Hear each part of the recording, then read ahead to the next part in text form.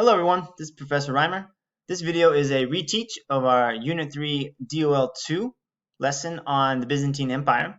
Remember, our objective was to explain the development of Roman Catholicism and Eastern Orthodoxy as social and political factors in medieval Europe and the Byzantine Empire. It was in this lesson when I first asked you to write a contextualization statement. So let's review exactly what that is. You are to describe a broader historical context relevant to the prompt.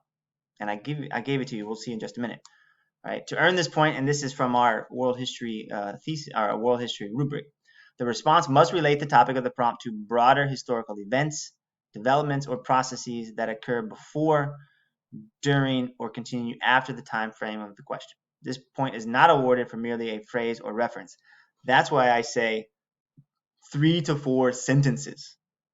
3 to 4 sentences. Remember, you're setting the stage for the play, or you're providing the previously on snapshot of episodes that came before the episode you're currently watching. Here was our prompt. To what extent was Eastern Orthodox Christianity a social and political factor in the Byzantine Empire? So when you think contextualization, remember, look at the prompt and find the major terms, the key terms.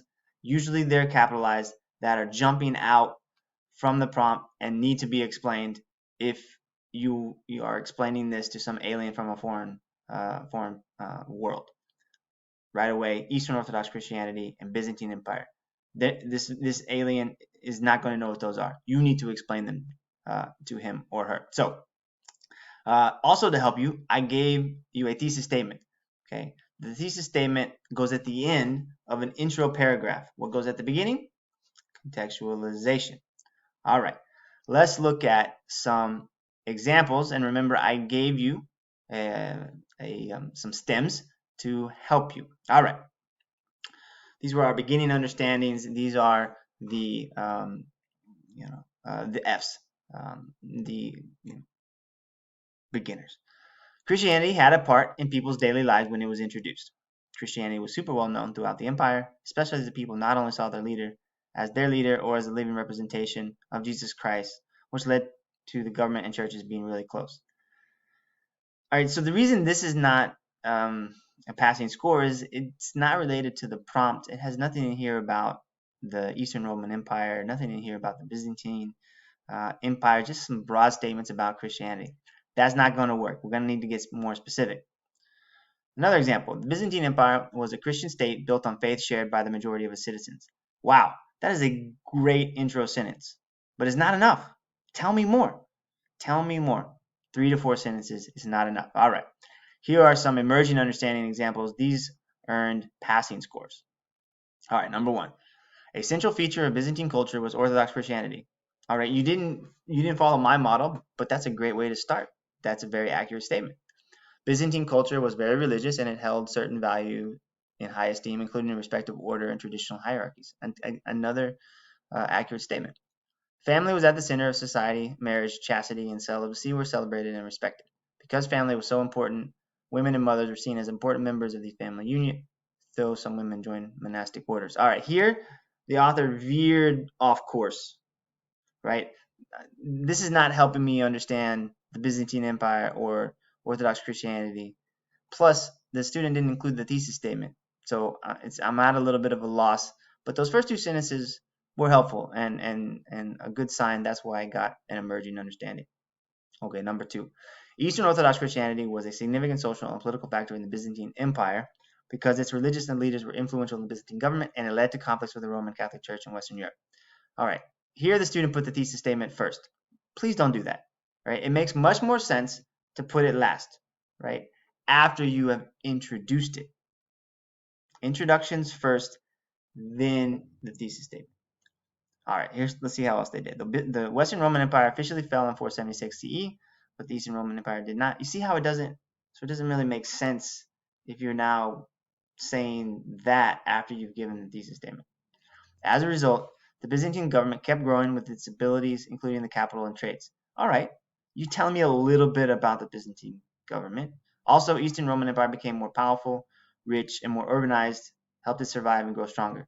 Again, yeah, those are accurate statements. It gives a little context. That's why it's an emerging understanding, but not enough. Not enough to get to proficient. Not enough information. All right, number 3. The Western Roman Empire officially fell in 476 CE, but the Eastern Roman Empire did not. Hey, there's my example. Good job. As a result, let me plug here my pet peeve. I don't know these people. Who are they? Really try to avoid third person pronouns in your writing and first person pronouns too. In fact, what I've said to students in the past is just avoid pronouns. Just don't use them. Just don't. Go ahead and write out whatever noun you mean to write. Because right here, I don't know if you mean people living in the Western Roman Empire, people living in the East. I don't know who these they are. Avoid pronouns. They believe that the Pope only had authority over Christians living where? It's kind of a jumbled sentence there. Additionally, Eastern Orthodox Christianity believes major church decisions should be made by gathering of all church leaders. That sentence is fantastic. It came from the notes. It tells me a little bit about that religion. It differs from Roman Catholic Christianity because they got icons, images, while Roman Catholic Christianity didn't want icons. Now, that's a little bit historically specific. I think it would have been better had the student given a more broad difference between the two branches of Christianity, but it works okay. And then the student gives the thesis statement. So again, not great, but enough background information to get emerging understanding. Let's look at one more. All right, number 4. The Western Roman Empire officially fell in 476 CE, but the Eastern Roman Empire did not. Again, using my starting sentence, great job. As a result, the cities were destroyed and were forced to move to rural areas. Which cities and where? I think the student probably means the Western Roman Empire, but remember the prompt is about the Eastern Roman Empire. You should be saying something about the Eastern Roman Empire because that's what the thesis statement is all about. Additionally, Eastern Orthodox Christianity drew local and political factors. I'm very confused by that sentence. It differs from Roman Catholic Christianity because its services are conducted in Greek or local languages. Hey, this is true from the notes. While Roman Catholic Christianity has services conducted in Latin. Yes, okay, that's an accurate statement. And then the student gives the thesis statement. So because there was just enough information, just enough background, it earned emerging, but not enough.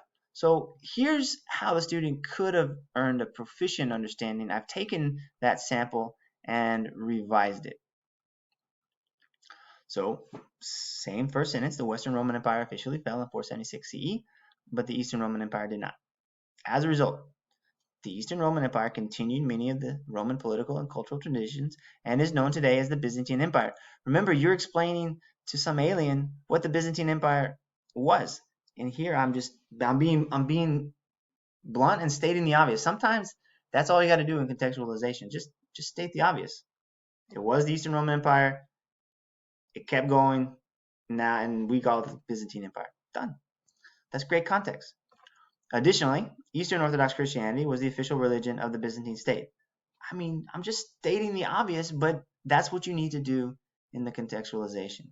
Just give some very simple descriptions. It differs from Roman Catholic Christianity, and then I kept the student's sentence about the difference, and then there is the thesis statement. All right, I hope this helps, especially seeing what a proficient would look like. That's your target. That's where many of you need to be aiming. It's going to take some work. It requires you to have some historical knowledge either in your head or in your notes. So before you can start writing contextualization statements, you got to do the work of reading the textbook, taking notes from the videos. You can't jump straight to writing contextualization if you don't understand the history, right? You gotta do that work first before you can do this other hard work. So keep working, and I'm here to help. I'll see you next time.